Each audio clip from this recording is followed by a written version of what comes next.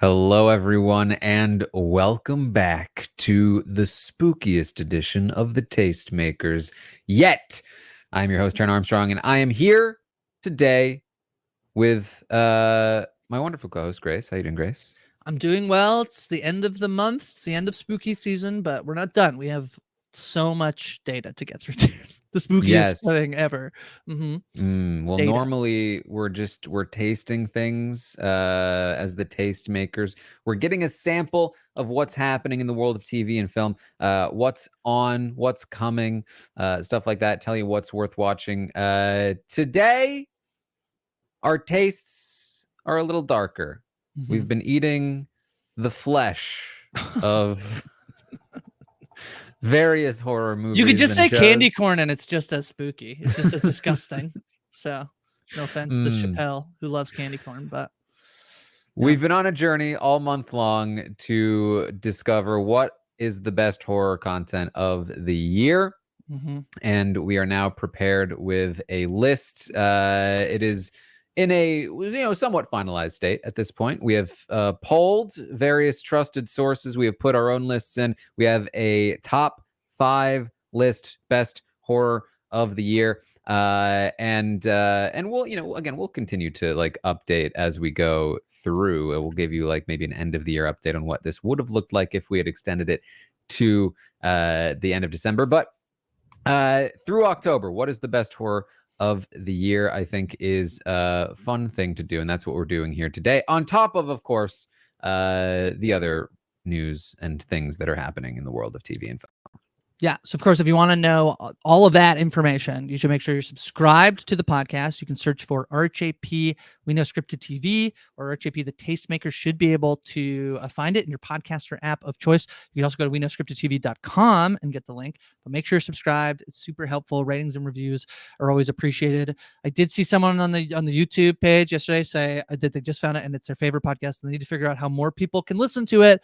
And so the answer is really simple. Just subscribe, tell a friend. And that's it. And then we'll just keep giving our recommendations. I'm very excited. We had some we have some tastemaker colleagues. I don't know. Do we have another name for them, Taran? Because we're the tastemakers. They're not quite, but they were dinner guests, I guess, or like, they're guests at the table. Yeah, we had like dinner guests. Yeah, they have 12 other people who have joined us to submit official tastemaker ballots, a curated list we have ourselves. So I'm very excited to talk about it. And yes, updating the list as we go, because there are some things that I think were severely hurt by coming out so soon to the end of the month.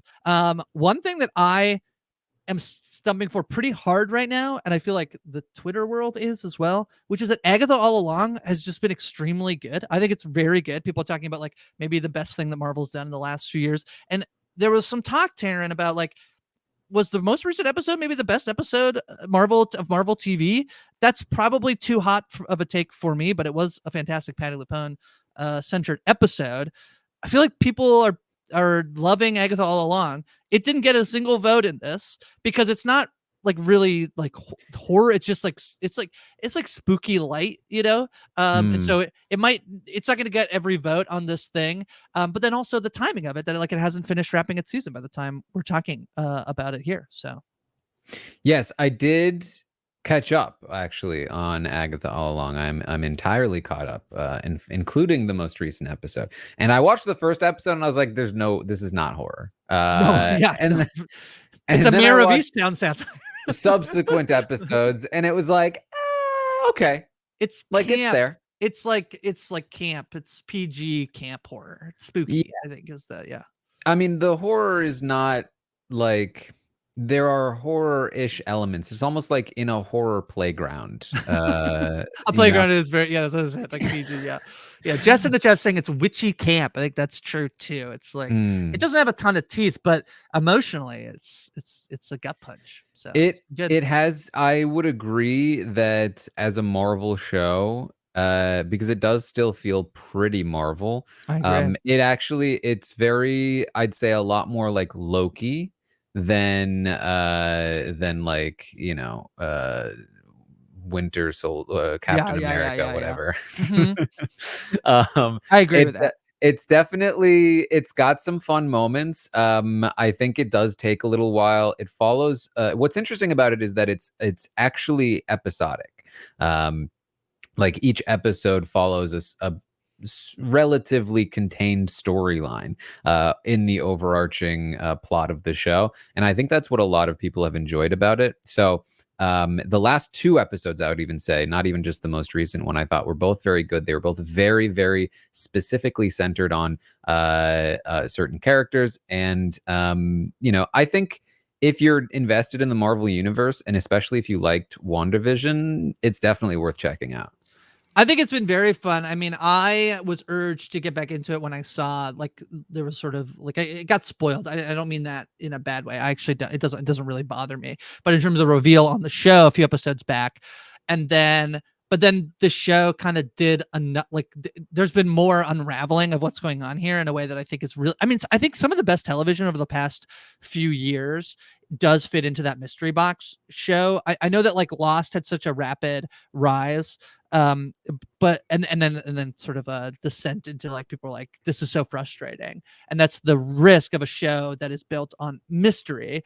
But there's a reason Lost resonated so much, is that it was so fun in terms of like a water cooler show. And I feel like there's been a little bit of getting back to that. Severance, they just dropped their new trailer. I feel like that's one that really feeds into that. Like you can just have such meaty discussions about the show. I do think in the Marvel world, this is a big success that Agatha all along has had, is that they've had a couple of times in the show where they play around with something in the Marvel like universe, or this last episode was just a really excellently done character piece. But even within that, they played around with the mechanics of how to unveil that story in a way that was really satisfying and really fun to watch. So I'm loving Agatha all along. Really interesting that they're dropping the last two episodes this week. They're like I guess that's like a Halloween thing. I feel like this is the opposite of what typically happens, is that we get the double episode drop at the beginning of the season, Taran, but they're dropping the final two this week. The other world is like, why didn't they just make it 2 episodes? I guess there's a whole thing about like who directs it and who's in the episode and et cetera, that it's technically 2 episodes dropping, but it's an interesting finale week for Agatha all along. I think the only other thing I'll say about Agatha all along is that, like, while I have enjoyed the last couple of episodes, I wasn't super enjoying it before.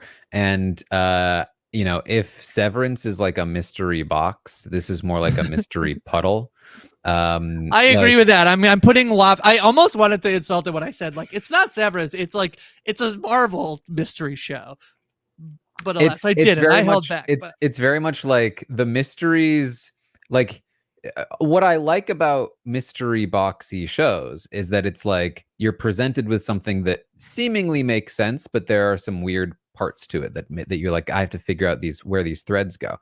This is more like very little of it makes sense with a very loose veneer of making sense, and then that gives you lots of leeway to put in lots of twists and turns, which is fine, and certainly again against not great standards. It's in this giant infrastructure of Marvel, so like Severance gets to be in, and even that I get worried about. Like I know the showrunner of that show said after season 1, like, well, I didn't think people would figure out a lot of stuff as quickly as they did. And that worries me because I feel like they're going to try to like mislead us and not put stuff. That's what happened to Westworld. I agree with that too. So it's like, I really want them to like do the same thing you did. The first season was so good. Do the same, like approach it the same way. Approach the mysteries the same way. This is very different in that like if Marvel was like, that character can't be that character, then there's no mystery to like, right? It's totally different. So they're like, and I don't mean that as like, it still doesn't mean it's of the quality of Severance. And there's a way in which like it could be. It just is not. I'm still enjoying it a fair bit. I think the visuals and the soundtrack and all that stuff is very fun. So. Yes. All right. Well, that is our Agatha all along preamble. Then let's get into the meat of this, because I was thinking about this. As we talked about, we best horror of the year does not include Agatha all along. No. We did reach out. I was thinking maybe if we are like the Leatherface, they are like the rest of the family. Yeah, that's right. Yeah, at our family dinner. Yeah, lovely. Yeah. That's nice. Mm-hmm. Yeah.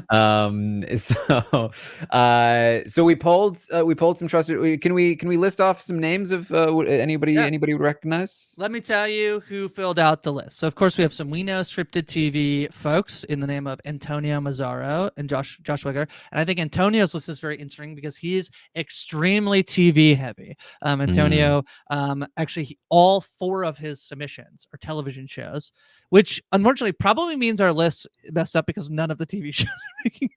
You know what? I will say I ended up not including TV shows in my overall list, mostly because very few. In fact, I finished none of them. Yeah, so far. yeah. Fair. So, yeah. But I feel like if things Antonio voted for don't make the list, it feels like we have a bad system. But I disagree with myself because the list is perfect, and unfortunately Antonio just got boxed out. Josh Wigler is just showing love to his faves from the last year, which I would argue is the point of the whole assignment. My former post show recaps theater co-host and Crying Laughing co-host Ariel submitted the list. LaTanya Starks, a horror aficionado. Maester Mari, 4th, submitted the list. Joe Foe, Jonathan Foreman over on RHAP, a very prolific movie watcher. I follow him on Letterboxd. He's great. So he submitted a list. My friends from Parade, Matt Huff, and from New York Times, Carl.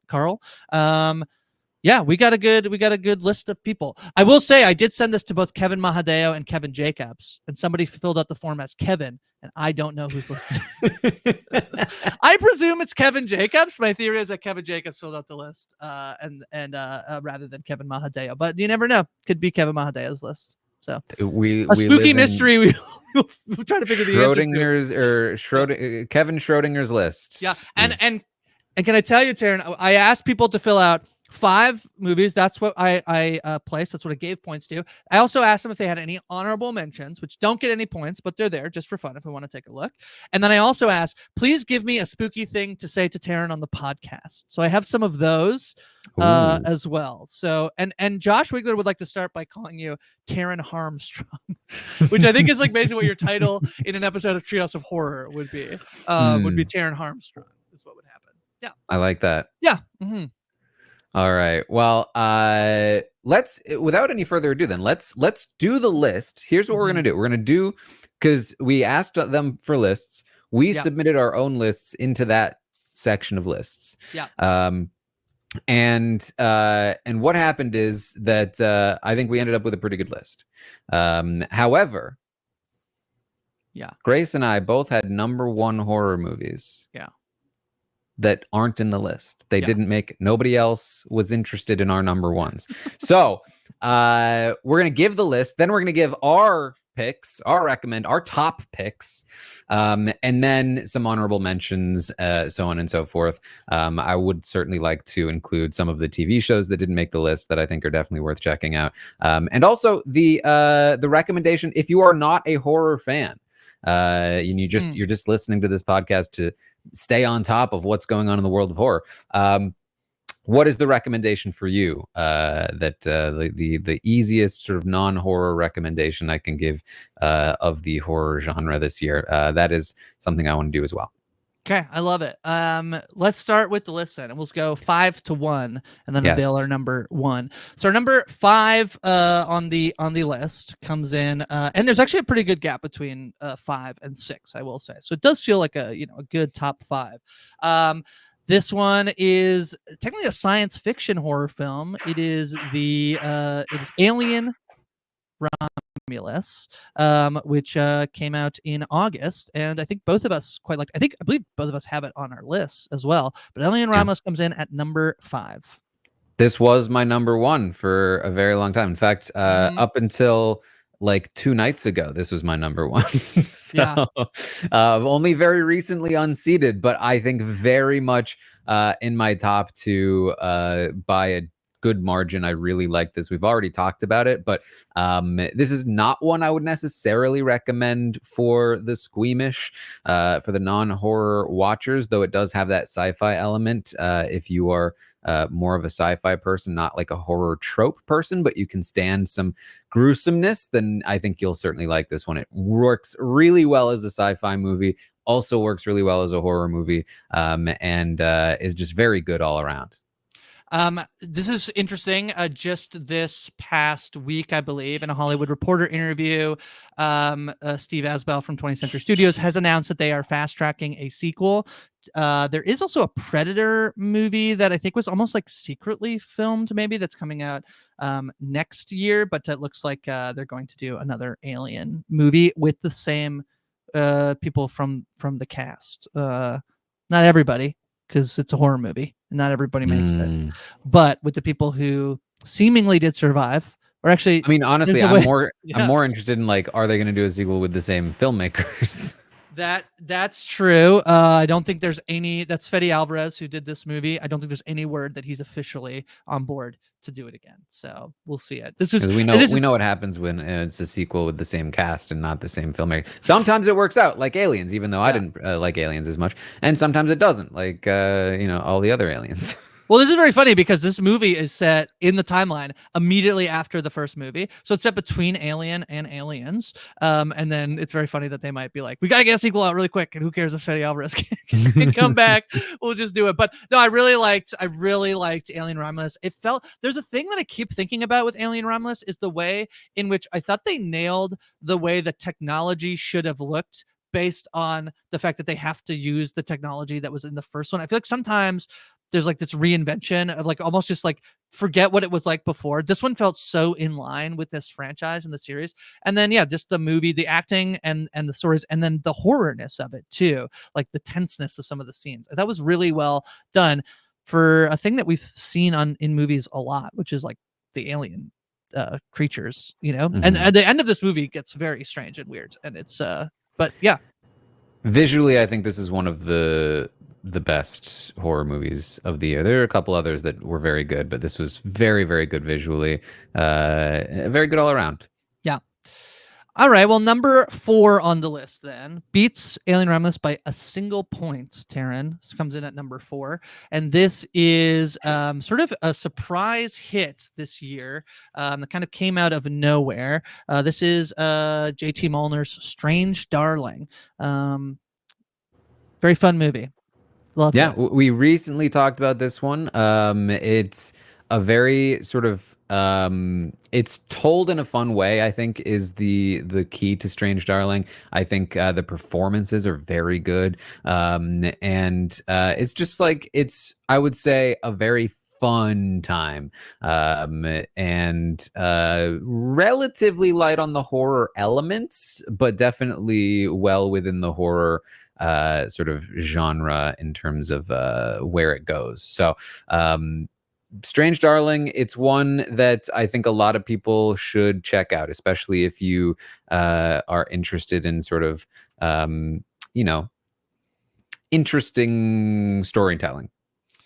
Yeah, this is this actually I think is officially listed as a thriller and not a horror, I believe. So I think that like your point of like it's not super horror-y, I think is exactly right. That it does have it has thriller energy going on. It's very fun. Crime thriller, but told in a weird way and with plenty of horror elements. Yeah.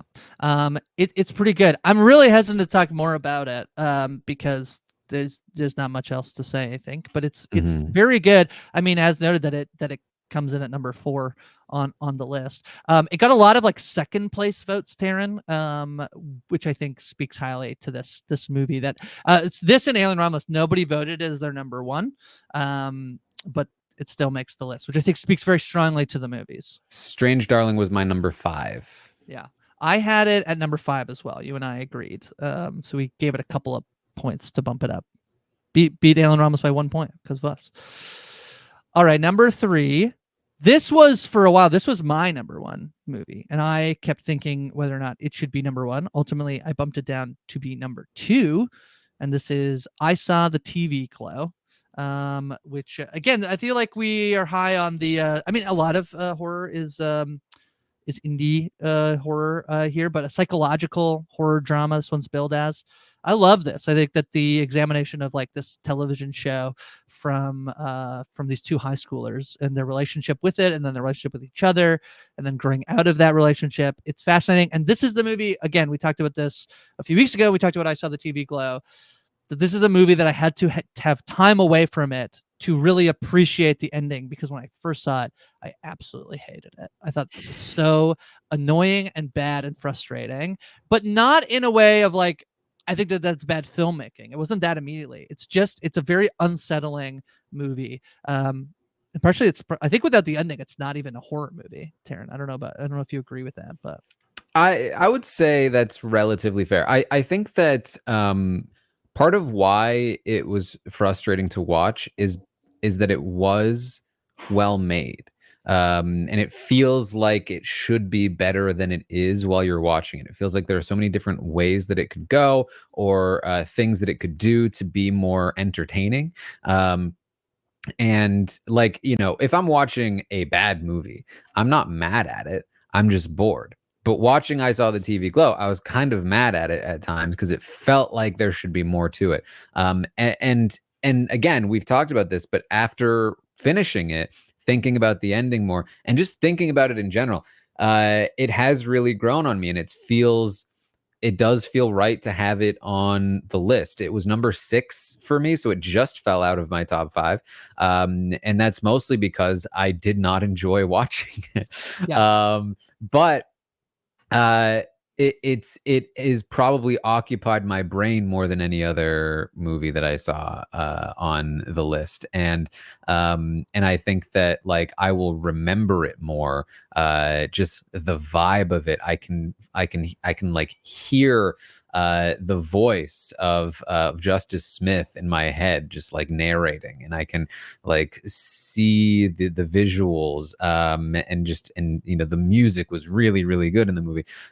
So like it has a distinct vibe, and I love vibes here. So I'm happy for it to be on the list. I think that it, especially if it is something that can resonate with you while you're watching it, then this could be like an incredible movie for you. Unfortunately, It didn't for me, but I can still appreciate what it was doing, and yeah, I'm happy for it to be on the list. This was Jofo's number 1 movie. That's who rated it number 1, helping him boost up. But yeah, this is Jane Showburn's directorial debut, or not directorial debut, maybe just first mainstream movie. I looked it up. It's also produced by Emma Stone, which I quite love. I think if anybody watched The Curse, I feel like this. It's not that it's completely the same, but there's a similar like just weirdness to like. I really love that like Emma Stone is part of this project. I like it a lot. There's a little bit of debate that I saw whether or not, in terms of being a trans story, whether or not the transness in the movie is prominent enough. I think kind of that's the point, is that there's this very subtle way in which the trans narrative. There's also some discussion this week about people who don't understand the ending to this film, which was very interesting in my circle of Twitter. But I really love this movie. I really appreciate this movie. I'm very excited for what Jane Showburn does next, because I do agree with you, Taran, that I think there's parts of this movie. It's not a movie that works perfectly for me the entire time, and I think that's okay for a like first time, like a filmmaker who probably this is the first time they've had this big of a budget. Very excited to see what Jane Showburn has said. We've talked about how the director of Strange Darling, J.T. Molnar, is adapting Stephen King's The Last Stand, and that to me is also interesting. Of like somebody taking this like approach to a movie, and even though I don't think that movie is perfect either, I'm very excited to see what they can do next in the horror world. Yeah, I mean, in terms of its subtlety, I think that works for it in many ways. Kind of the point, Taran, I think. Yeah. Kind of the point. Yeah. And it's also, I think it leaves it open. It leaves the door open to like, I think that you can still empathize with the message without sort of like you can latch on to the idea that it's trying to. I'm trying not to spoil the movie. You can latch onto it without being trans yourself, or like feeling it in connection to that specific motif, even though that is clearly, I think, what they are going for. And I think that is useful in terms of the message that it's portraying. The way I would describe that, it's definitely the stuff in there is perfectly subtle, and in fact I would argue it's not very subtle, or at least the point is that it's definitely in there. Is that I don't think anybody who is like a cis person who does not love the idea of trans people existing is walking away from this movie like, I love that. Nobody, I don't know. I feel like you could miss the point, and I feel like people you did could miss the point, but I think you could miss the point and still have the movie resonate with you, which I think is interesting. Yeah, that is interesting. Okay. All right. Number 2 is what I feel like had a little bit of a moment earlier this year and then quickly died down. And this is the Nicolas Cage horror film Longlegs from earlier this year, written and directed by Osgood Perkins. Taran. Yes. I did check this one out. This is the first one that is not on my list. So far, Alien was 2, Strange Darling 5, I Saw the TV Glow was 6.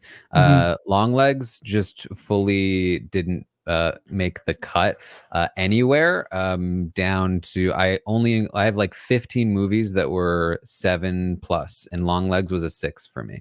And that was unfortunate because I feel like I was really enjoying it. There are a lot of things I like about it. This is kind of like we talk about like a crime thriller with horror elements. This is very much so. This is sort of like if Zodiac was a horror movie, and really weird. Yeah. And I think there's a lot to like about it, and I understand the people that like why people really liked it. But unfortunately for me, it just didn't quite land the way I would have liked it to.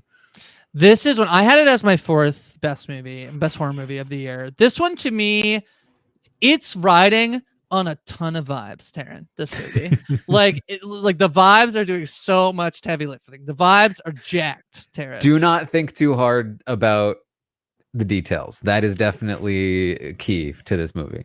And so for me, there's the opening scene of the movie, which I'd have to remember if it's actually the opening scene or it's just a scene that's very early on. But the first time we see the titular Longlegs, Taran, really stuck with me, I thought. Great. It's really good. It's just filmed in such a unique way, and it does this horror thing that often so there's this horror thing of like when you don't want to see the monster, because once you see the monster, it's like it's kind of you're like, it's not that scary, and the CGI is not that, in a different, not Longlegs, but in a different one. The way they tease us with getting to see Longlegs without actually showing Longlegs is so well done. And that's just fully a vibes like cinematography choice that they make that just for me works extremely well. I love this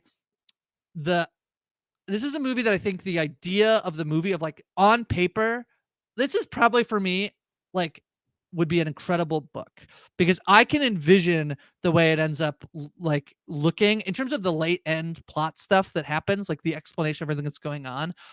I feel like doesn't quite visually work almost at all. It's pretty tough, like third act of the movie. But up until that point, I'm really with it, and I love the ideas and the themes of it and the setting of it that were in like 1970s or like Polaroid cameras, and just the like browns and the like boringness of the 19s. It's just all of that stuff works incredibly well for me, and I do like the Nicolas Cage performance. I know it's not for everybody, not everybody is loving that. I think it works for me, and this is one that I feel like I kind of caught pretty quickly that this was like, and I thought that the marketing for people just like it's so unsettling, and so I went in knowing nothing about this movie and just watching in the theaters in a packed theater. It was very, very fun. So that's like doing so much work to like bump this to number 4 on my list. I still think it's good. But no. Yes, I think part of the reason why, because I was riding the vibes, but I think the way that it's presented, I'm so used to this kind of crime thrillery movie being sort of about the details, and for it to be basically the complete opposite.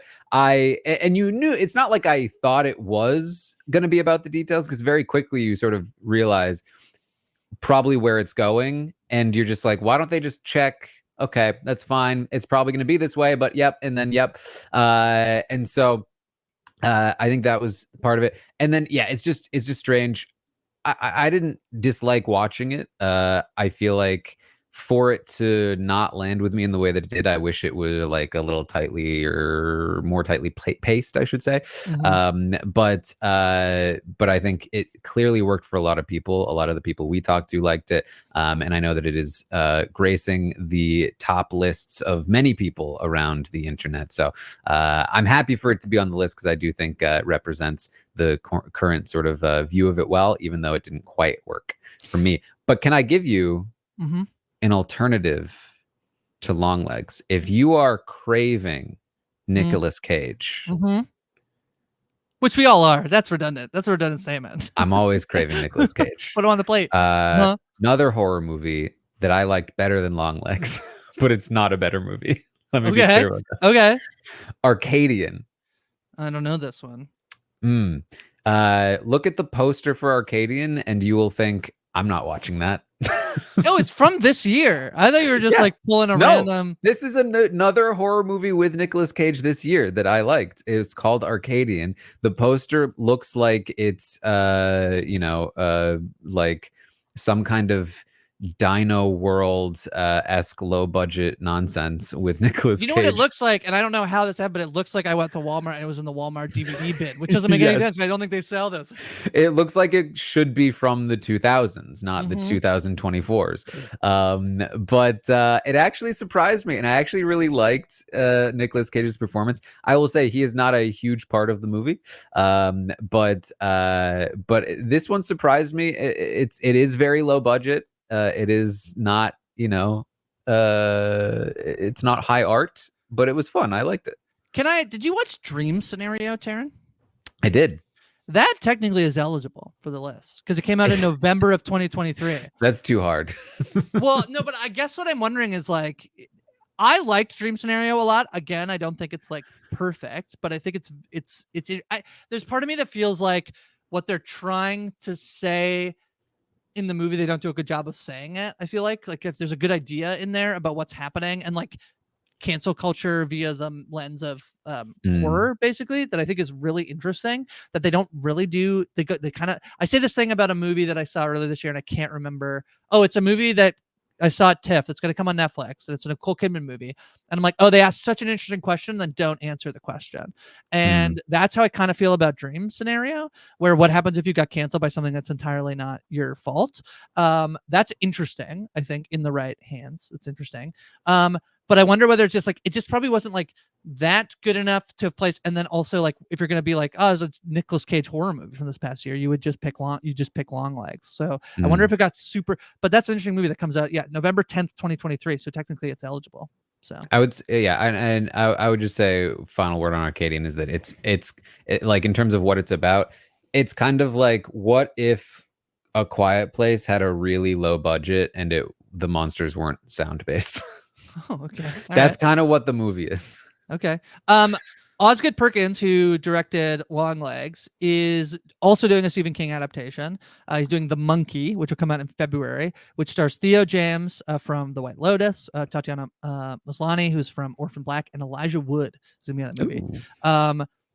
I don't know how much this feels like a Megan play of like, what if we do a monkey horror movie in February? Like that's like, which like it has potential to go viral, but maybe isn't going to be the best movie ever. But it's interesting to look at what they're doing next, which he's doing the Stephen King short story. So 2 of our top 5 are doing Stephen King. All right. Well, what is the number one according to, not our number ones, but according to the consensus, the whole Leatherface family?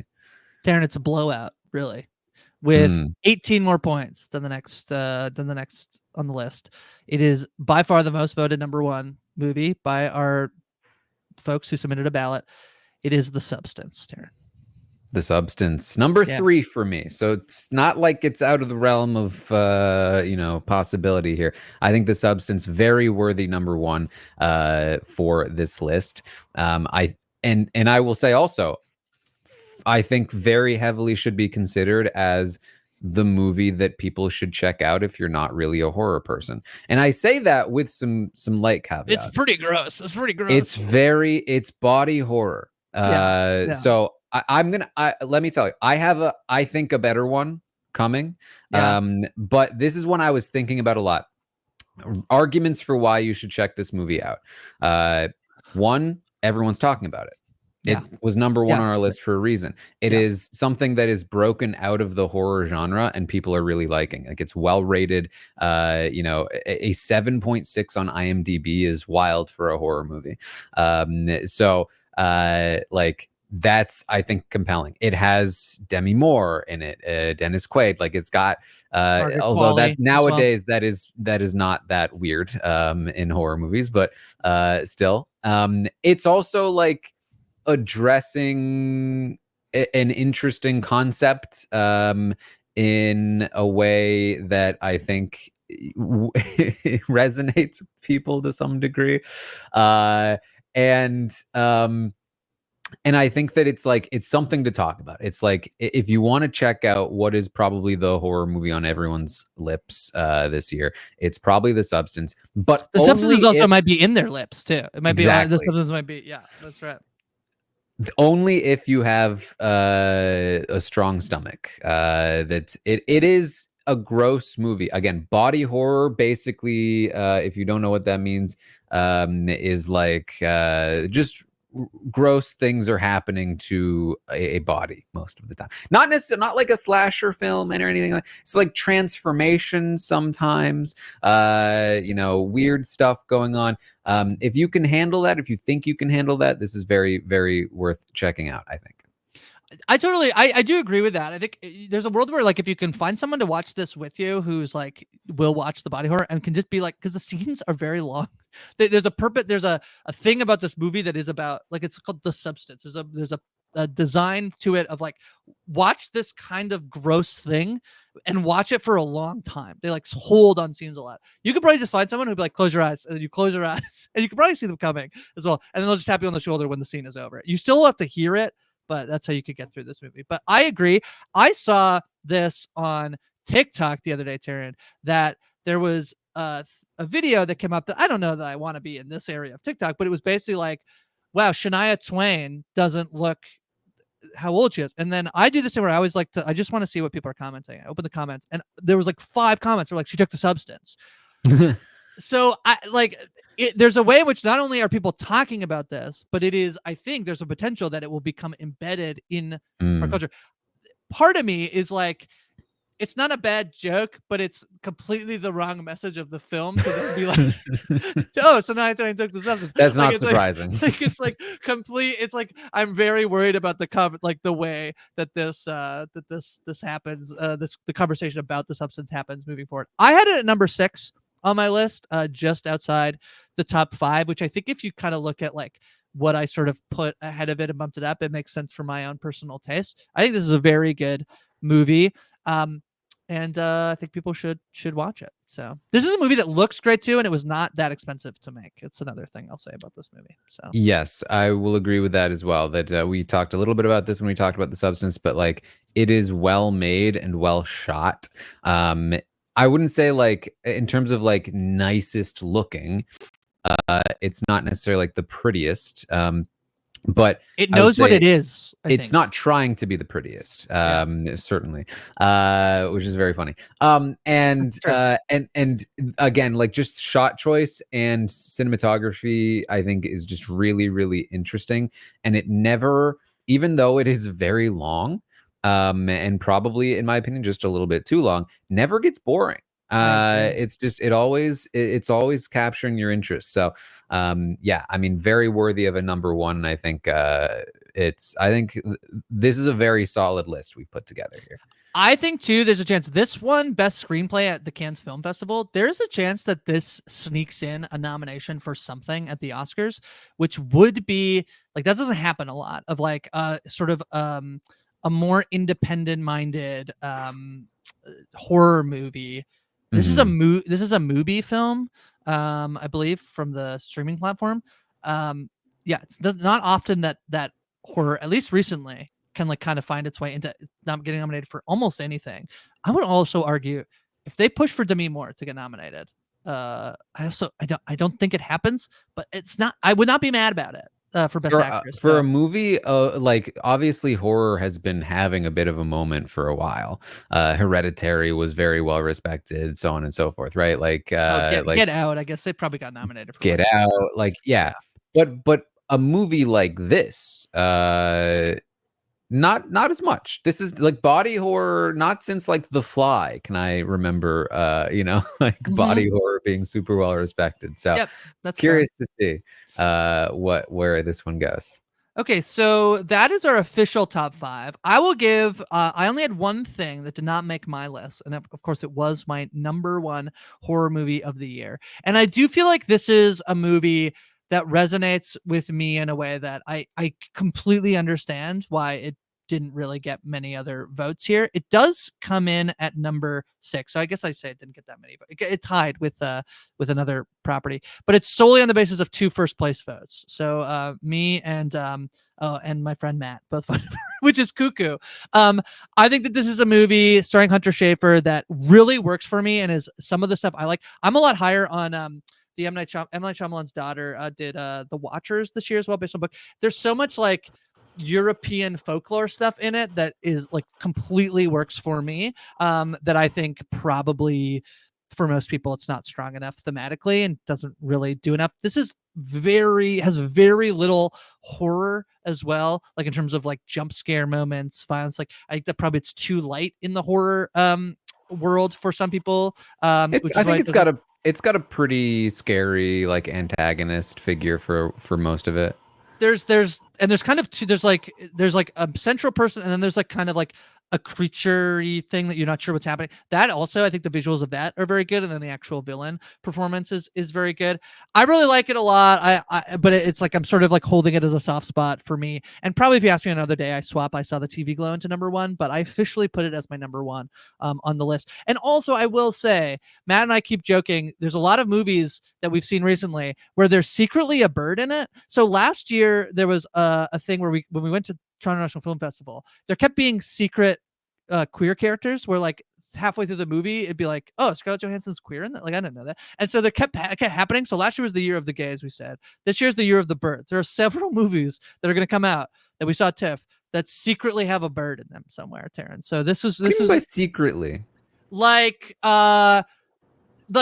birds will become incredibly important thematically in the movie. There's a movie coming out with Barry Keoghan called Bird. That one's not super secret Bird, but the way in which like the plot, like it kind of is. But there's a lot of bird. I see what you're saying. Year of the Bird is where like that one's called Bird. This one's called Cuckoo. You're gonna see other movies where like suddenly birds will become very important in the last half. So we're calling it the Year of the Birds, Taran. So does Penguin count?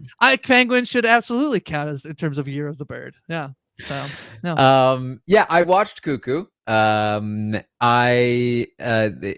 was more like a Longlegs 6 out of 10 for me. I think it like there were interesting things here, and I really liked the general concept. I think for me it was mostly like and this is fairly typical of horror, but like, the third act kind of didn't quite land for me in terms of like what the setup was. Birds are very good at landing. If they weren't, it'd be a huge problem. Yeah. But Hunter Schafer is very good in it. Dan Stevens, as always, gets to ham it up and have fun. Got a little German accent. Yeah, it's set in like the German woods. This movie's so fun. And I will say, in terms of like scary, like there is a very scary antagonist and concept to this movie that I thought was very interesting. So I would say it's worth checking out for sure. My actual biggest flag, Taran, is that I actually think, and I'm totally okay with Hunter Schafer being like, if you did this, I wouldn't do this movie. There's a very interesting trans thing that I feel like I thought was coming in the movie, and they don't go there. And there's a way I'm like, oh, that's actually nice. Like it doesn't have to be a trans. And then there's another way where I'm like, what does that actually mean? So Hunter Schafer plays entirely, basically, as far as we know, a cis kid. Like it's not confirmed or identified. So that's one thing I would put on them in the movie is like, I almost want them at some of like, can I have the alternate ending where we explore that? But just for me, secretly just for me. But they don't. That's okay. not all movies are just for me, Taran. Just some of them. Unfortunately. Okay, well, there are two that did not make the list that were on my top 5. One of which I've already talked about, which is You'll Never Find Me. The Australian movie. I said it's basically 2 characters in a room for the whole thing. And on Shudder. It's on Shudder. People can watch it. It's on Shudder. It's just a very tense kind of like who's the baddie kind of movie. And I really enjoyed it. I've seen some back and forth about the ending, people liking it, not liking it. I was in the camp of really liking it, and just really enjoying the movie overall. Certainly not for everyone, but definitely one that I did have a good time with. That was my number 4, just above Strange Darling. And then my number 1, squeezing in, and I could go back and forth number 1 between Alien and this one. I don't know the horror movie Squeezing In. Which one's that? It sounds gross. It's a gross one. Yeah. This is one I had been looking forward to watching, and I've seen much discourse about it because it's one of those movies that people are like, why does it exist? Because it is remaking, I believe, a Danish film from just 2 years ago. Speak No Evil, for me, landed in my top spot. I really liked it. I really enjoyed it. And I think that basically this is going to double as my number 1, and also my recommendation if you're not really a horror person. I think this can really work for you. You could say this is a thriller, and it would track. It doesn't have to be horror.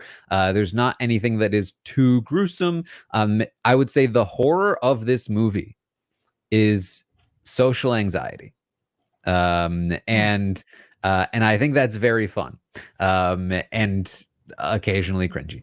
So basically, the basic premise of the movie is that this couple gets invited by this other couple they met on holiday to like spend some time with them at their house, and it's just very awkward. They're just a very awkward couple, and they're just like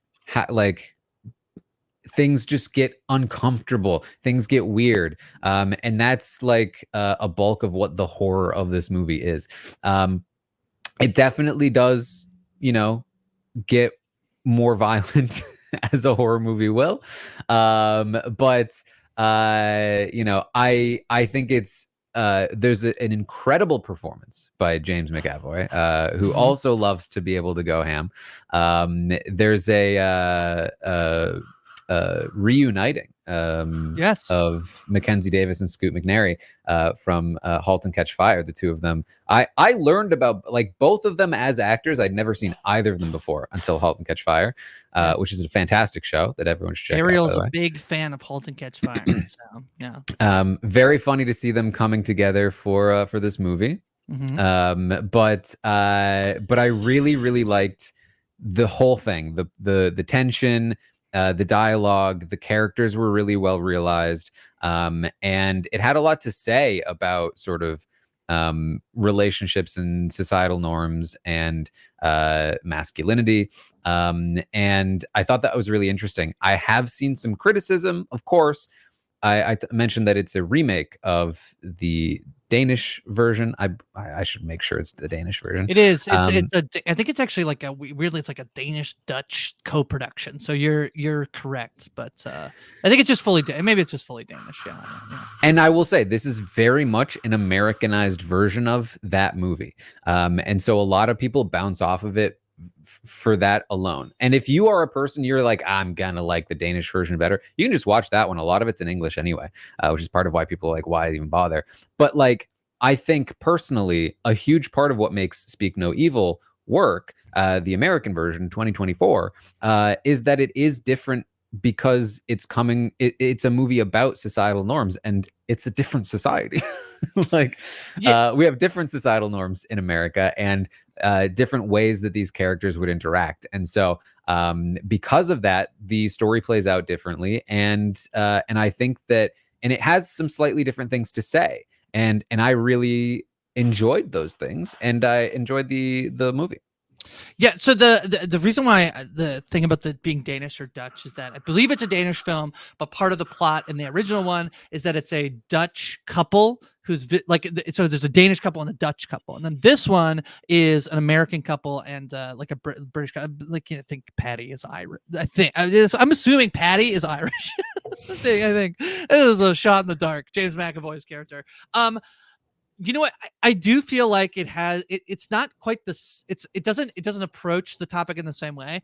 But there's actually a little bit of the way you're speaking to me of like first act of Barbarian vibes of this, like the horror being in the way in which there are these social encounters that we have that could feel, there's a way in which they could either be completely harmless or you're actually in a dangerous situation. And I feel like Barbarian is like really focuses in on like the woman's experience, like women being in that scenario. This movie is about, there's much more of like the American couple being together and then the dynamics between them when basically she's like, I want to leave, and he's like, we maybe shouldn't leave. Like there's a lot of that happening in the movie. I think there is like some really fun social stuff going on with like what happens when your gut is telling you that like this is not as harmless, and when they make a joke, when someone makes a joke and you don't like it, but then they brush it off and say, no, I was just joking. Like, what do you do in that situation? Obviously enhanced by the fact that they're on a vacation somewhere else and et cetera, et cetera. Like there's like these limitations to actually what you could do as instead of like if you were like at the pub near your house. So I really liked it. And then I do think it ratchets it up in a way. I think it's paced pretty well. It's 110 minutes. There's argument that it would be too long. I did not find it long at all. I actually thought it's really well paced to the point where like there's so much happening. And then when you kind of figure out what's happening, there's enough in there that when things are revealed, you're like, oh, but like I was surprised in a way that I think is really well balanced in the storytelling. So I really like this. I'm happy with that it exists as well, because I had, and then I'm like, well, now I can just go watch the Danish Dutch version, and if I like that one more, I have that one too. So And yeah, and I genuinely think that they are, because I think that they are saying slightly different things, and for good reason, both of them. And I've seen some people who prefer either, but obviously I think there's an instinct to kind of like poo-poo the American remake. I'm very much less against remakes and adaptations, as you maybe know at this point if you are listening to this podcast. So I like new takes on things, and I really liked this take on Speak No Evil. I thought it was very, very good and thrilling, and something that I think a lot of people can watch, even if they are not horror fans. It is not a spooky, scary, or even gross kind of movie. It is very much more thriller drama with some very scary sort of overtones, I would say. But something that I think is extremely relatable as well. So Speak No Evil, my number one. There it is. I think that my thing that you should watch if you're not really a horror person is probably just A Quiet Place Day One. I feel like that one has it's probably the most like blockbuster horror in terms of like it's really designed to be watched by as many people as possible. So the horror is pretty toned down, I would say. There's only really, I would say, like an animal thing that's probably like if I was to put somebody off of like very distracting. Yeah, I watched that one last night. Yeah, And I will say the animal, if you've watched the trailer, very distracting throughout the entire movie. I was like, there were scenes where I was only focused on the cat. Yeah. But other than that, I think it's very much designed to be watched by the biggest audience possible, and so it is full. It's blockbuster horror, I think. So it's not super scary. It's really going to try and drive you like an emotional story here. The performances are really good, I think. So that's probably the one I would put at the top of my list of like, If you're, non-horror fans watching. Yeah. I would agree. If you're looking for like, so I And it's went good, with I think. the substance as what people are talking about and digestible if you can handle it. Yeah. And then speak no evil because the horror elements are not what you'd expect from a horror movie. It's more of a thriller drama, so you can really watch that. A Quiet Place Day One, I will agree, is a much more classic horror experience that is sort of as lukewarm as you can get it in terms of like its actual scariness. If you're somebody that's like, gets freaked out by gore or just gets too scared watching movies, this one is, probably not going to trigger you too much, while still getting that kind of like horror feeling. A Quiet Place Day One was very interesting. I will say my biggest thing about A Quiet Place Day One is that even though I understand what they were going for with the title, I think it is poorly marketed. I would agree with that. A Quiet Place Day One, you expect this. It's a prequel. It's the beginning. It's day one of the invasion of the Quiet Place monsters, right? Yeah. So it's going to be about the origin and the first attack. No, that's not what the movie is about almost at all. This is very much a like low stakes character piece, and set in a horror environment. So if you go in with those expectations, I think you can really enjoy it. I think that if you have the expectations that it's going to be something different, you'll be a little bit disappointed, which was kind of where I was until, I came around, but I like wasn't prepared for it to be that kind of movie. So I wasn't feeling it, but I actually think it was a very good movie. And I think that if you go in with the right expectations, can be very rewarding. It's kind of like the reverse thing I was complaining about with Westworld, where it was like when they did the Westworld season 2, like season 1 of the Westworld is like, there's monsters at this theme park, and that's interesting, and we'll explore that. And then in season 2, they're like, what if there was robots all over the world? I'm like, no, thank you. And I feel like they very easily could have been like, how did the monsters like what's up with the like what do we know about that, and that's not what the movie does at all. So which in a way I actually appreciate, but it is pretty unconventional in terms of like what you expect. Like how many of the Alien and Predator movies have been like, you want to know more about the aliens and the predators? And it's like, that's not what this movie does at all. It's just fully two other people who experienced something, but on the first day of the stuff that happens in the Quiet Place. Yeah, and it's another one where I think though the poster is not right either. Like just the marketing in general for this movie, I just think was not right for it. Okay, I have a few more that I'll just kind of rattle off here. I'll tell you where they placed. This will be fun. Okay, this one might not even be there at all. I really liked, and this really surprised me, What You Wish For. No, not on here.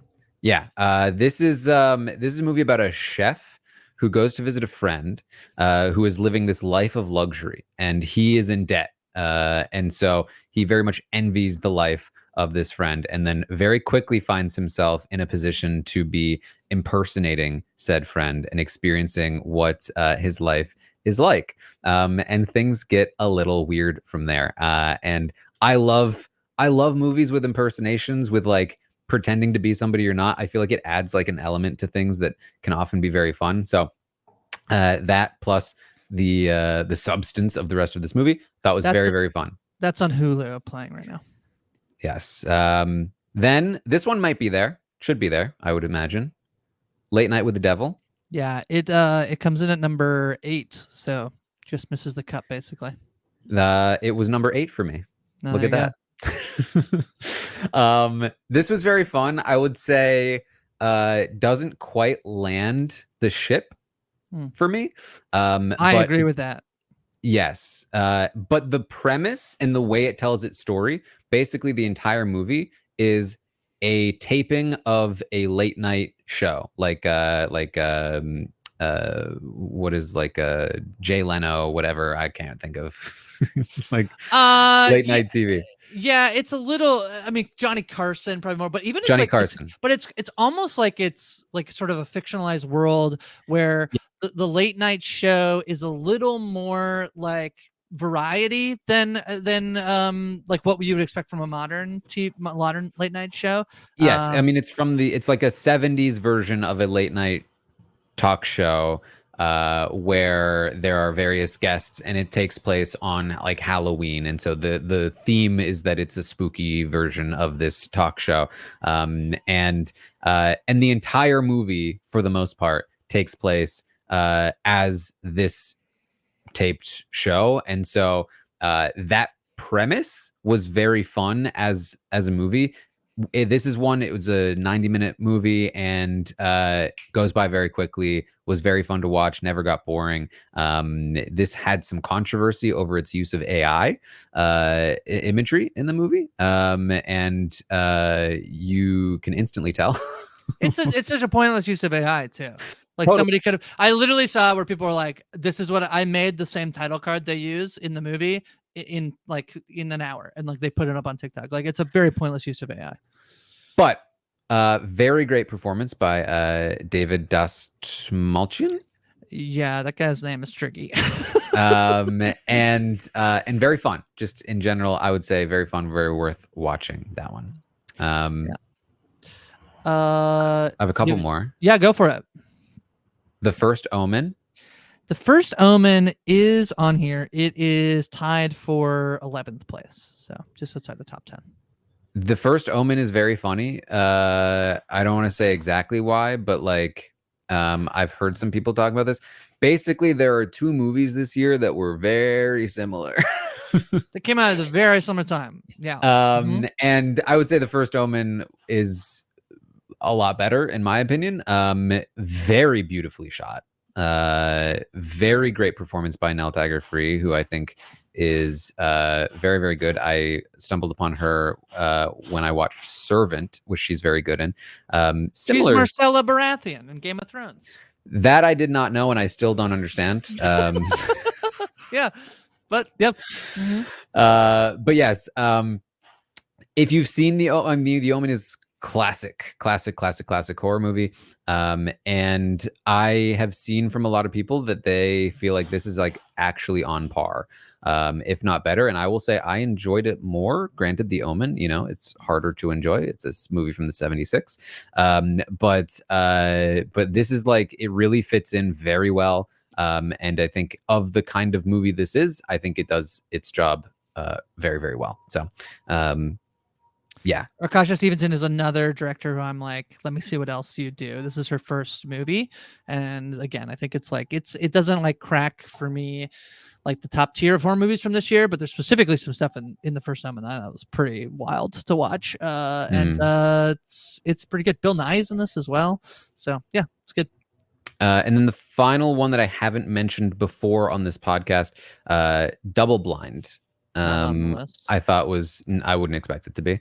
This is just one that I enjoyed. It was just a very fun little thing. I talked about a show that was about dying when you fall asleep. This is a movie about dying when you fall asleep. And it's just a fun time. It's just, it surprised me in how entertaining it was throughout, with a fun little concept and some cool little scenes. And I just had fun with it. Not something that you should like go out of your way to see necessarily, but I thought it was a good time.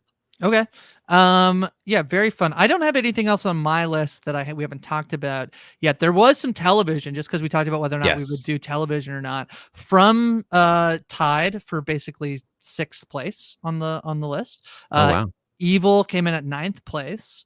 And then True Detective and Interview with the Vampire both got some votes, which True Detective, I mean, it is, I don't know that I would, but it's there. Yeah. Interview with the Vampire, I probably feel like I should have voted for it, but I mostly voted for movies. It's really good. So I'm gonna get there. Yeah. I'm glad people, I think one person gave it a vote. And to the person who voted for Trap on the list, you're barred from any future. Just kidding. Okay. I actually I watched Trap. Okay. Tell me. I thought it was an amazing half of a movie. Oh, I basically agree with that. I feel like the first, like, I think maybe half is pretty generous, but I agree with that, actually. Given how many times I thought it ended, yeah, I think so. Yeah. But it's I thought yeah. I was really having a good time with Trap. And then very much I stopped having a good time with Trap, and I started getting just like, oh my God, this is so atrociously bad. I feel the same, and I think I was just butting up against at the time, and I was like, "This is so fun." And I was like, "It was not fun. I had a miserable time," you know. So I don't know. I'm an M Night Shyamalan defender. I think that's probably part of the problem too. I did not like Trap at all. So Genuinely, watch Trap as a 60-minute yeah, turn it like off after yeah. movie, and you'll have a great time, I think. Yeah. Okay. I have a couple of shows. I've already talked about most of them though. From them, I still think is worth checking out. I wasn't able to finish the season in time. Sorry, I did miss them. Them got a vote as well, so it's on the list as well. 12th place. Teacup, I've been following along with. I am caught up. There are 2 episodes left in the season. I will say this week, the last episode 5 and 6, I was a little bit less enthralled with, but particularly episode 6. But I'm very excited for the conclusion. I've really been enjoying it. It's genuinely like a fun little concept and good character work. I think just recently they just started being extra stupid about how they are approaching the situation. But you know, we'll get there. It's a small problem. I think we'll be over it soon.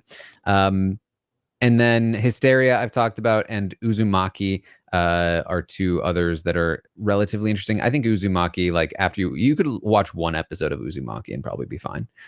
Make sure you watch in Japanese and not the dub, because the dub, it makes it extra silly and stupid. Okay. All right. Fair enough. I did watch the first 2 episodes of Sweet Pea, which I like a lot. I think it's very good. Sweet Pea is incredible. If I felt like it was appropriately horror enough, I would have put it on this list above most of the others.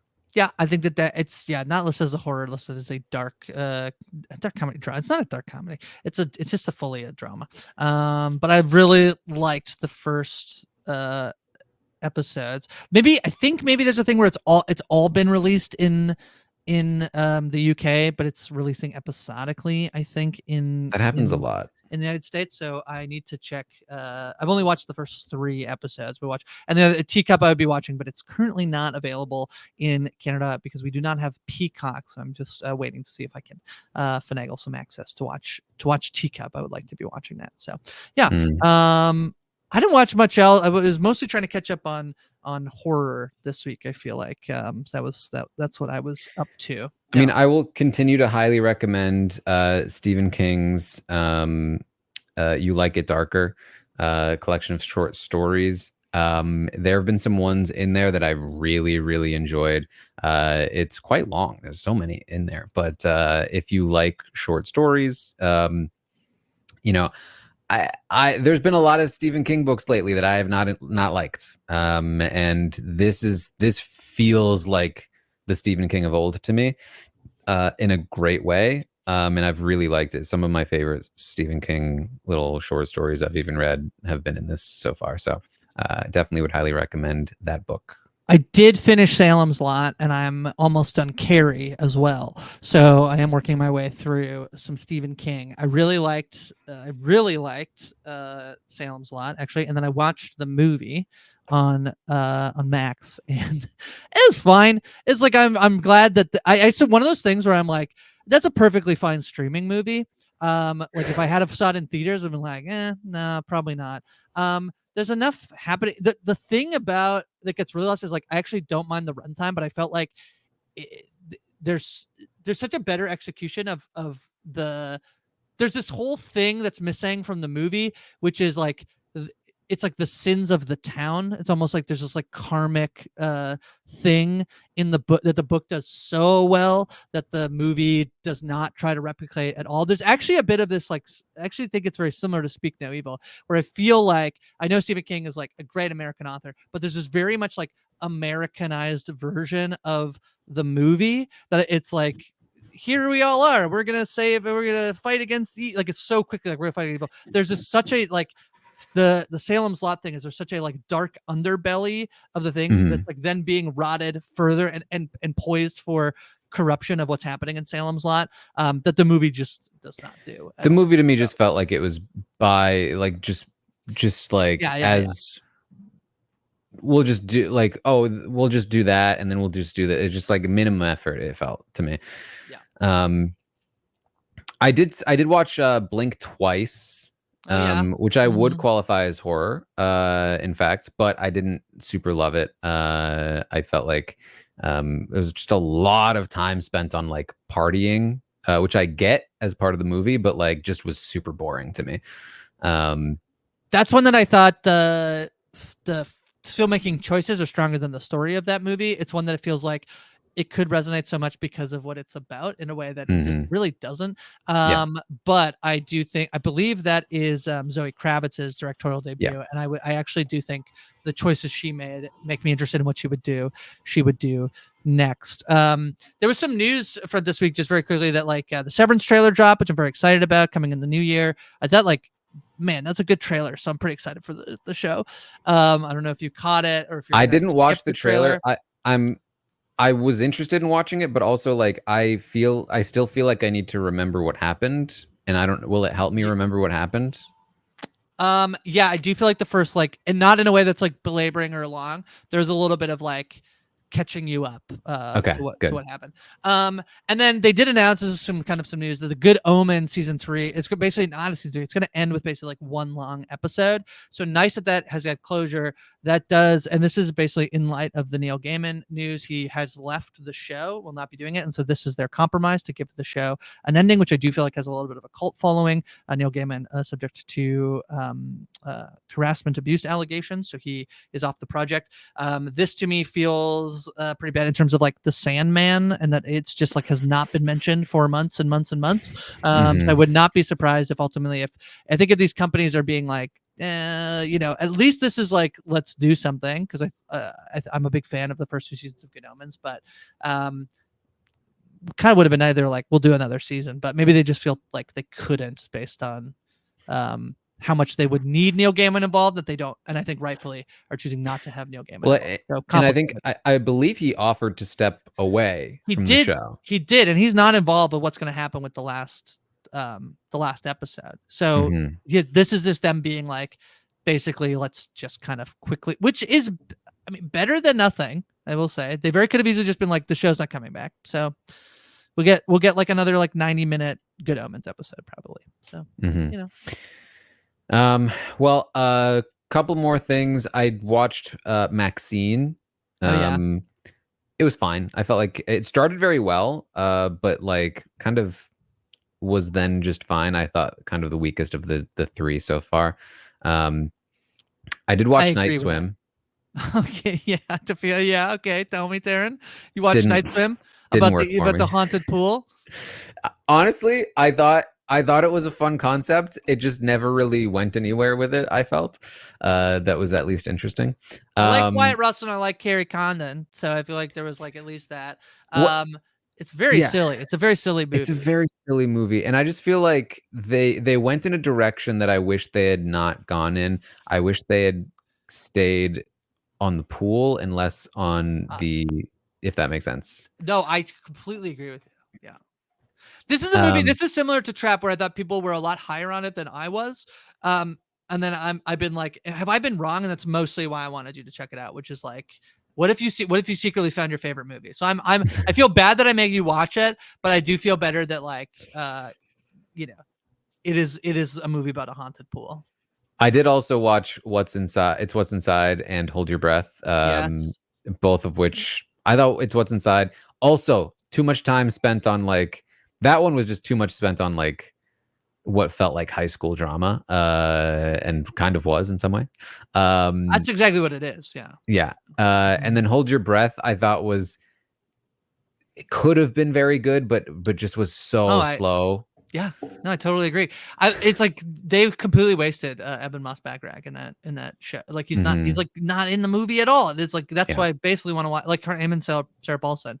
There's like a thing about that movie, the theme. I'm like, I would love to see a really good version of this movie, which is like, what will you do to protect your kids, from stuff. I would watch that. And then It's What's Inside. I feel like I mostly love the visual. And I think that the high school drama stuff worked more for me. I just wish it was easier to follow a bit, that movie. But I also checked out Caddo Lake. Caddo Lake got votes on our list. I watched it because it was classified as horror. I do not think this is horror. Okay. Caddo Lake has the star of it is Dylan O'Brien. Who people might know. I think is he a Maze Runner guy? Yeah, Teen Wolf Maze Runner. That's where he's from. It also has Lauren Ambrose, who's always fantastic. And M. Night Shyamalan executive produced this, I believe, under his company. Yeah.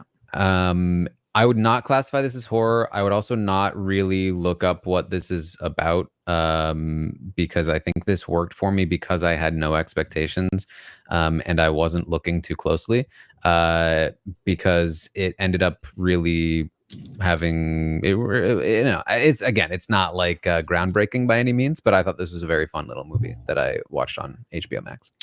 6.9 on IMDb, but I feel like it has a higher Rotten Tomato score, both critically and publicly. So yeah, I almost watched this and then I didn't watch and I watched something else. So I think I watched Salem's Lot. So that was a mistake. Yeah, maybe. But I just read the book, so yeah. Fair. Yeah. Okay, a couple pieces of news. Also, I know this is a long one. We had the big horror thing. Pantheon is coming to Netflix at the end of November.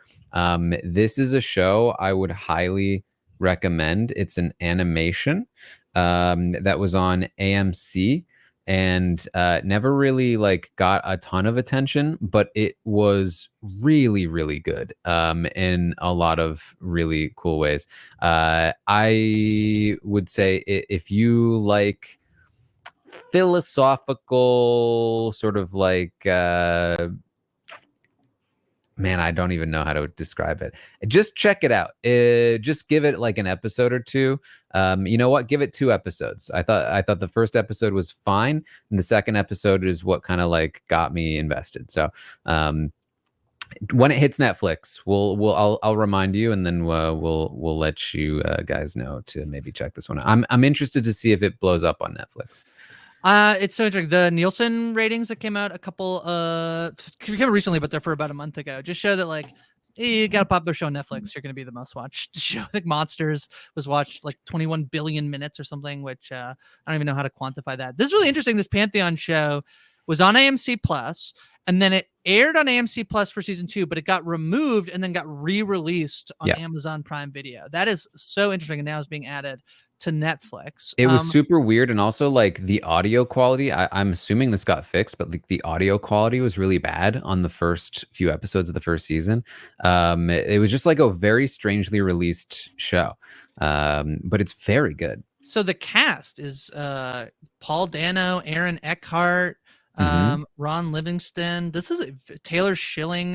People Daniel know Day-Kim. Orange is the New Black. This is very fun. Yeah. Okay. Interesting. Maude Apatow is in it. Okay. From Euphoria. Very fun. Scoot McNairy's in it. Okay. Very fun. I'm interested to check this out. Yeah. Those Netflix numbers show that like just Monsters and Nobody Wants This and the Mr. McMahon documentary are what absolutely dominated people's viewing habits. So I understand. It's a popular show on Netflix. Yeah. I was really hoping Interview with the Vampire was going to pop off when it came on Netflix, but it didn't quite do that. So not quite. Yeah. Upcoming as well, The Diplomat. Season 2 is coming. Yeah. Only 6 episodes. Yeah. Kerry Russell's busy. I don't know. People love this show. People really, I have not watched it. I really liked it. 1. Yeah. Political thriller on Netflix. I didn't think I heard about it and I was like, as a huge Americans fan, I was like super interested in Kerry Russell doing some kind of like drama thriller again. And then I felt like I was hearing it was only okay. But having watched it, I thought it was fantastic. I thought it was very, very fun. I'm very excited for season 2. 6 episodes feels very short to me, but you know, I'll take what I can get. Have you watched Somebody Somewhere? That came back this past weekend as well for its season 3. Yeah, season 3. So Somebody Somewhere. I checked out the first episode of season 3. It is exactly what you'd expect from Somebody Somewhere if you've watched that show.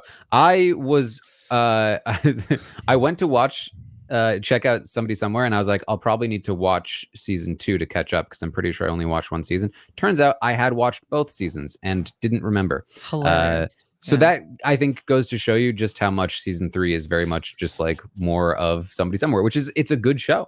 It's a Yeah. it's just kind of like a day in the life kind of drama of this character. It's very hard to describe beyond that. You're either going to really like it or really think it's boring, I think. Yeah, I really have heard nobody who watches it say they don't like it. I feel like it. That's like I don't know. Other than just like, there's maybe not enough to be like, that's my favorite show, It But never like yeah, pops off. yeah, It's just yeah, always consistently just a good time. yeah. And so yeah, I think it's perfectly reasonable. One more thing. Uh-huh. Final thing for me. You Uh-huh. finally broke through. I finally checked out English Teacher. Okay. Yes. And It's even with your recommendation, I uh-huh. was still like, it's not going to be good. And then I Uh-huh. watched one episode, and I was like, this is so much better than I thought. Yeah. Well, you just said AP Bio stuck in your head, I think. It did. It's so AP Bio-y, or just like I feel like the poster for this show Yeah. is just not good. It just Uh, makes me think that it's not going to be the show that it is. yeah, it's like him dancing on the table, I think. It's like Yeah, the poster, right? Yeah, with like students behind him. yeah, and they all got their cameras out. Yeah, yeah. I love it. I think it's so good. I think It's a very fun show. I would say like it's certainly about being a teacher to some degree, but like mhm. it definitely focuses on the cultural conversation of like generational divide and what it means to be woke and like social issues like that in a comedic way. Like the two of the main characters is like one of the main character is a gay man who is a teacher, and then like one of his friends on the staff is like a conservative guy who's like good-hearted essentially. And the two of them like having little conversations that are amusing and stuff like that is sort of the heart of the show, I would say. Yeah. It's very good. I'll do a little quick movie roundup for you, Taran. I know we're really long here, but Mhm. I'm very excited. I did get to start going to one of my favorite things I get to do, which is at the TIFF Lightbox, the theater for the Toronto Film Festival, does a thing called Secret Movie Club. So I'm doing Secret Movie Club, where roughly once a month for the next 2 months, I'll get to watch a movie that is either played at a festival or is about to come out that has some buzz. So I got to watch Memoir of a Snail last week, which is this animated feature that I believe just won top prize, not just of animated films, at the London Film Festival, I believe, which is a really big deal because animated films do not often win. This movie is a rated R animated film. It was very good and very sweet. I don't think it's perfect, but I think it has a good shot of being best animated feature. I don't know that I've talked this much, but Conclave, I saw at TIFF. I highly suggest people go see it. I think it's so fun about electing a pope, and it's perfectly cast. Mhm. So that just came out this past weekend. Honora is playing limitedly. If you have not watched Honora, that's my favorite movie I saw at TIFF. So I encourage people to check that out. And then this upcoming weekend, there's really interesting weekend of like limited releases, which includes A Real Pain, which is Kieran Culkin and Jesse Eisenberg's movie, where they go on a tour to Poland to honor their grandfather who died in the Holocaust. It's supposed to be extremely good. I'm very excited to see it. And then there's Here, which is like the movie it's probably the antithesis to A Real Pain, which Here is I believe it's the Robert Zemeckis like CGI movie with Tom Hanks and Robin Wright, where they're like, it's only set in one living room and they're de-aged for most of the movie. But I'm kind of so intrigued that I want to go see it. So, and then Saoirse Ronan is in Blitz, which comes out, I believe, on Apple TV soon, which is one of those movies that maybe people think Saoirse Ronan could get nominated for an Oscar. So there's a lot of like, I don't think any of those are going to wide release, so you might have to be in a city that will play it limitedly, but I'm very excited for what's coming. This is like my favorite movie time of year, Taran, where all the movies that like potentially are going to get Oscar nominated are starting to like trickle out. It's my favorite. It's my favorite thing. But I highly suggest going to see Conclave. It should be available near you, and it's so fun. I kind of call it a reverse murder mystery, and I'll just leave it at that. It's very fun. All right. Yeah. Well, that's a lot. I know we dropped a lot on you. We have the official list. Maybe we can put that like in the description of the YouTube video or something along those lines, so that you have the official list there in front of you, as well as our top picks and recommendations for non-horror watchers. I will say I did not get a chance to check out Smile 2 or Terrifier 3. You know, there's certainly a chance that either one might have broken in for me, but I watched all the three the Terrifier movies, Taran, and I think they were created to show off prosthetic work, like horror prosthetic practical effect stuff. It's incredible from that design. These movies are absolutely not for me. I don't think I really don't know that I ever want to watch a Terrifier movie ever again. Say, if the third one is if the third one is like the first two, then it's not breaking into my I'm so happy that people like these movies, and I like that they're a very small budget. They're super low budget, and people are so excited about them. This is fully like my least favorite type of horror, I think, which is it's just designed to be as disgusting as it possible, is, which is very whatever classic horror, or it's not horror, classic slasher, but just designed to be as kind of cruel as possible, I would say. Yeah. And they're trying to do lore, and it's like, you know, the lore is ridiculous. Yeah, whatever. But the thing about the Terrifier movies is that the actor who plays the main killer is phenomenal in that role. He is. They have succeeded in creating like a horror antagonist that I think is visually and sort of like I guess just visually sort of like a very compelling. I agree. I don't think we've had a like new horror villain who's broken out quite as much. Like I'm trying to think back to think of like, I feel like kind of Pennywise from the new It movies, like kind of was like strong enough visually to be there. But even then, I don't think that's the same as like, this is a totally new horror villain that like I think people know, and I think it's very impressive in 2024. So yeah. All right, anything else? No, we talked so much. I'm so full, Taran. I'm so full. We have to send all our dinner guests home. Well, listen, most of them aren't making it home, Grace. That's how it works here. That's right. All right. Well, that's going to be it. We're going to no longer be horror focused. Of course, I still love horror. I'm still going to be watching. I will try to watch Smile 2 at the very least at some point. But I think we're going to be transitioning into like awards season relatively soon. So that will probably be the new focus. I will hopefully be able to catch up on some of these other shows that are going on as well. I have been keeping up with Disclaimer, which is still being very good. I would love to catch up on The Penguin. It's the year of the bird, after all. People are loving The Penguin. I gotta say, people are loving The Penguin, and not just because it's the year of the bird. Although maybe it is because it's the year of the bird. Can I? If people disagree or agree, or you think something else should be on the list, let us know in the comments. Be nice about it. But love to hear what people thought was their favorite horror movie of the year. And then very quickly, I would like to say that I'm very happy to have started writing for Parade.com about television, mostly. And anytime you can click those links, it's very helpful, very appreciative. You can search me over on Parade, writing about all sorts of different television over there, including an article about probably what's streaming every week on these platforms, which would be very helpful to help curate. And then you have to read that and then listen to us, and we'll tell you whether or not you should watch, because I'm just going to list everything that's airing. You don't necessarily want to watch everything that's airing. So yeah, check that over there.